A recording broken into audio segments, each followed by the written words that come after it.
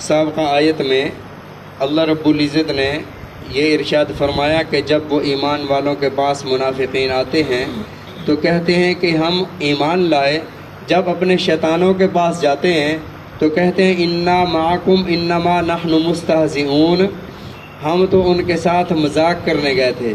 یہاں ہمارے ماحول میں بھی عموماً ایسا ہو جاتا ہے کہ ایک بندہ کسی کے متعلق کہتا ہے کہ فلاں ایسا ہے ایسا ہے ایسا ہے ایسا ہے، اور یہ ساری باتیں کرنے کے بعد کبھی کبھار وہ خود اس کے ساتھ بیٹھ جاتا ہے، تو جس کو بتایا ہوتا ہے وہ دیکھ لیتا ہے تو وہ کہتا ہے کہ یار آپ تو بیٹھے ہوئے تھے، اس کے ساتھ گپ شپ کر رہے تھے، آپ اس کے ساتھ یارانہ لگتا ہے اور ہمیں آپ منع کرتے ہو کہ وہ ایسا ہے فلاں ایسا ہے فلاں ایسا ہے۔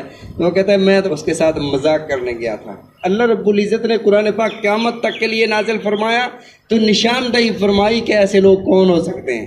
فرمایا کہ انما نحن مستہزئون، انہوں نے کہا کہ ہم تو مذاق کرنے گئے تھے۔ استہزاء، جیسے میں نے کل عرض کیا تھا، استہزاء کہتے ہیں کسی ایسی چیز پر مذاق اڑانا جو خلاف عقل ہو، اللہ کی وحی پر مذاق اڑانا۔ اور نبی علیہ الصلوۃ والسلام غزوہ احزاب میں جب عالم یہ تھا کہ تین پتھر نبی علیہ الصلوۃ والسلام نے اور صحابہ نے پیٹ پر باندھے ہوئے تھے، بھوک کا عالم یہ تھا، اور ایک پتھر نہیں ٹوٹ رہا تھا۔ صحابہ نے خبر دی یا رسول اللہ پتھر نہیں ٹوٹ رہا، آپ نے کدال ماری، اس پتھر پر چنگاریاں اڑی، آپ نے فرمایا اللہ نے کیسر و کسرا کو تمہارے لیے فتح مقدر لکھ دی ہے۔ اب منافقین بھی تھے وہ، انہوں نے بات سنی، انہوں نے کہا دیکھو کھانے کو ملتا نہیں ہے، پہننے کو کپڑے نہیں ہیں، اور کیسر و کسرا کو فتح کرنے کی بات کر رہے ہیں، یہ بھی ایک مذاق اڑانا تھا۔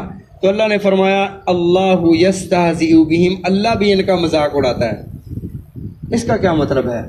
حالانکہ موسیٰ علیہ السلام نے جب اپنی قوم سے فرمایا کہ ایک بچڑا ذبح کر لو اور اس کا گوشت مقتول سے لگاؤ تو قاتل کا پتہ چل جائے گا، تو حضرت موسیٰ علیہ السلام سے انہوں نے کہا کہ آپ ہم سے استہزاء کرتے ہیں، آپ ہمارا مذاق اڑاتے ہیں، یہ کیسے کوئی بندہ زندہ ہو جائے گا گوشت لگانے سے؟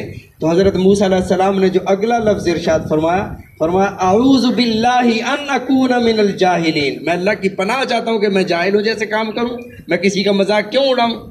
جب ایک نبی کسی کا مذاق اڑانے سے گریز کرتا ہے تو اللہ پھر کیسے مذاق اڑاتا ہے؟ اللہ یستہزئ، اللہ مذاق اڑاتا ہے، اللہ استہزاء کرتا ہے، اللہ کیسے کرتا ہے؟ سوال یہ ہے۔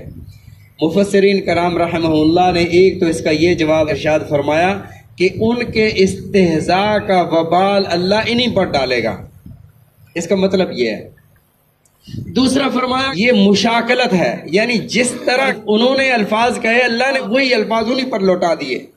مثلا اگر کوئی بندہ کسی کے ساتھ برائی کرے تو برائی کا جواب اسلامی ریاست اسے انصاف فراہم کرے، اس کو اسی طرح کی سزا دے، تو قرآن پاک میں اس کو یوں ارشاد فرمایا جزاء سیئۃ سیئۃ، جزاء برائی کا بدلہ برائی ہے، حالانکہ وہ تو عدل ہے جو بدلہ دلوایا جا رہا ہے، وہ تو برائی نہیں ہے نا، وہ تو پہلے بندے نے برائی کی، برائی کا جو بدلہ دلوایا جا رہا ہے وہ تو عدل ہے، لیکن اس عدل کو اللہ نے فرمایا جزاء سیئۃ سیئۃ مثلھا، فرمایا کہ اس برائی کا بدلہ بھی اسی طرح کی برائی ہے۔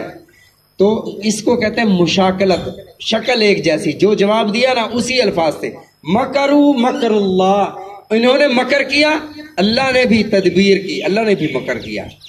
مکر اردو میں مکر کا معنی بہانہ ہوتا ہے، لیکن عربی میں مکر کا معنی تدبیر کرنا ہوتا ہے، کہ انہوں نے بھی تدبیر کی پھر اللہ نے بھی تدبیر کی، انہی الفاظ کے ساتھ اللہ نے جواب ارشاد فرمایا۔ تو مفسرین کرام رحمہ اللہ نے فرمایا یہاں پر مشاکلت ہے کہ انہوں نے کہا انما نحن مستہزئون، ہم مذاق کرنے گئے تھے، اللہ نے فرمایا اللہ یستہزئ بہم، اللہ تمہارے ساتھ استہزاء کرتا ہے۔ اچھا ابھی اللہ کس طرح استہزاء کرتا ہے؟ اللہ اس طرح استہزاء کرتا ہے تو منافق لا الہ الا اللہ محمد رسول اللہ پڑھا، دنیا کے فائدے کی خاطر کہ اگر یہ جیت رہے ہوں گے، یہ غلبہ پا رہے ہوں گے، ہم ان کے ساتھ ہو جائیں گے، اگر یہ مغلوب ہوں گے ہم ان کے ساتھ ہو جائیں گے، دنیا کے فائدے کے لیے انہوں نے ایسا کیا۔ تو اللہ نے فرمایا اللہ یستہزئ بہم، اللہ ان کے ساتھ یوں استہزاء فرماتے ہیں ہے دل میں کافر کھڑے ہیں اللہ اکبر کہہ کر. فرمایا کہ فجر اور عشاء کی نماز منافقوں کو بھاری ہے، رات کو سونے کا وقت ہے.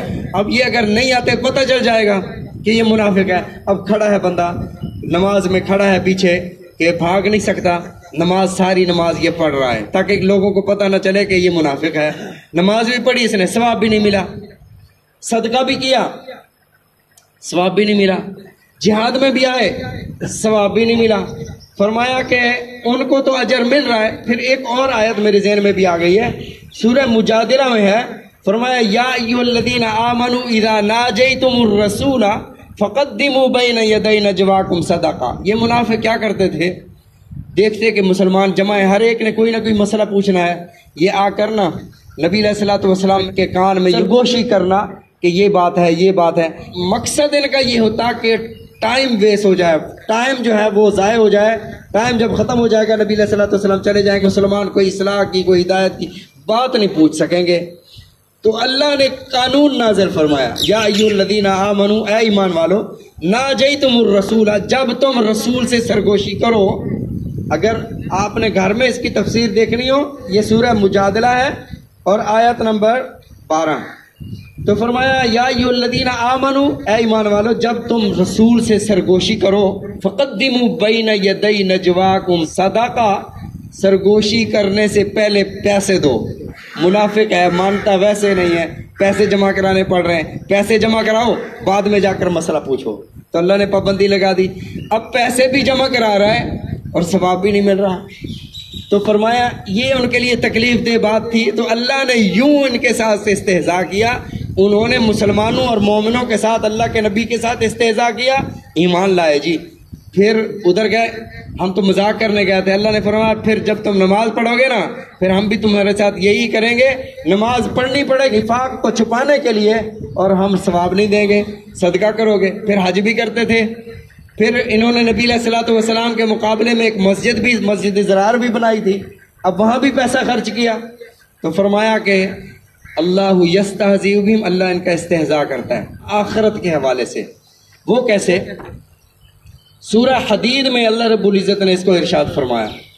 فرمایا کہ یوم یقول المنافقون والمنافقات للذین آمنوا انظرونا، جس دن منافق مرد، منافق عورتیں، للذین آمنوا انظرونا، ان لوگوں کو جو ایمان لائے انہیں کہیں گے انظرونا نقتبس من نورکم. قیامت کے دن ظلم، کفر اندھیروں کی صورت میں ہوگا. نبی علیہ الصلوۃ والسلام نے ارشاد فرمایا کہ تمہاری جو قبریں ہیں یہ اندھیروں سے بھری ہوئی ہیں اپنے مکینوں کے لیے. فرمایا جس کے پاس ایمان کا نور ہوگا ان کی قبور منور کر دی جائیں گی. اور قیامت کے دن اندھیرا ہے. سورہ کہف جو جمعے والے دن پڑھتا ہے اللہ اس کو روشنی عطا فرماتے ہیں. اور بہت سارے ایسے اعمال ہیں جو کسی مصیبت زدہ کو بچانے کے لیے جاتا ہے، بچا پاتا ہے یا نہیں پاتا وہ اگلی بات ہے. لیکن ابھی یہ جو دل میں اس کے جذبہ پیدا ہوا کہ کسی مصیبت زدہ کو بچاؤں، اللہ دل کے اس جذبے پر اس بندے کو نور عطا فرمائیں گے جو اس کے آگے آگے دوڑتا ہوگا. الظلم ظلمات یوم القیامہ، قیامت کے دن ظلم اندھیروں کی شکل میں ہوگا. تو اب یہ منافق اندھیروں میں، مومن روشنی میں. تو مومنوں کو منافق کہیں گے انظرونا، او یار ٹھہر جاؤ تھوڑی دیر، ہمیں بھی آ لینے دو، ہم بھی آپ کے ساتھ چل رہے ہیں. نقتبس من نورکم، اپنے نور سے ہمیں بھی فائدہ اٹھا لینے دو. منافقوں کو کہا جائے گا ارجعوا وراءکم، واپس دنیا میں لوٹ جاؤ، یہ نور وہاں ملتا ہے، یہاں نہیں ملتا، چلو دوڑو پیچھے ہو. فالتمسوا، ادھر جا کے تلاش کرو نورا، نور کو. فضرب بینہم بسور لہ باب، ایک دیوار کھڑی کر دی جائے گی. اب یہ سمجھیں گے کہ ہم جا رہے ہیں، ان کی روشنی میں ہم بھی جا رہے ہیں، جنت میں چلے جائیں گے. لیکن یہاں پر اللہ دیوار کھڑی کر دیں گے. بسور لہ باب، اس میں ایک دروازہ ہوگا. باطنہ فیہ الرحمہ وظاہرہ من قبلہ العذاب، اس طرف رحمت ہے، اس طرف عذاب ہے. تو فرمایا کہ یہ ان کے دل میں ہوگا کہ ہم بھی چلے جائیں گے، لیکن وہ ایک دم دروازہ بند ہو جائے گا، یہ عذاب والی جگہ پر رہ جائیں گے. تو یہ بھی استہزاء ہے. ساری زندگی نمازیں بھی پڑھتے رہے، صدقے بھی دیتے رہے، حج بھی کرتے رہے، اور جہاد میں بھی شریک ہوتے رہے، ثواب بھی نہ ملا. قیامت کے دن بھی اللہ وہ دروازہ کھولیں گے، یہ سمجھیں گے ہمارے لیے کھولا گیا ہے، دروازہ بند کر دیا جائے گا. اللہ یستہزئ بہم، اللہ نے پھر ان کے ساتھ اسی طرح کا استہزاء فرمایا. وَيَمُدُّهُمْ فِي طُغْيَانِهِمْ يَعْمَهُونَ، اور مہلت دے دی انہیں ان کی سرکشی میں، یعمہون جس میں وہ سرگرداں رہتے ہیں، جس میں وہ بھٹکتے رہتے ہیں۔ اللہ تعالی ہم سب کو سمجھنے کی، عمل کرنے کی توفیق عطا فرمائے۔ رسول اللہ صلی اللہ علیہ وسلم کے فرامین سمجھنے کی، عمل کرنے کی توفیق عطا فرمائے۔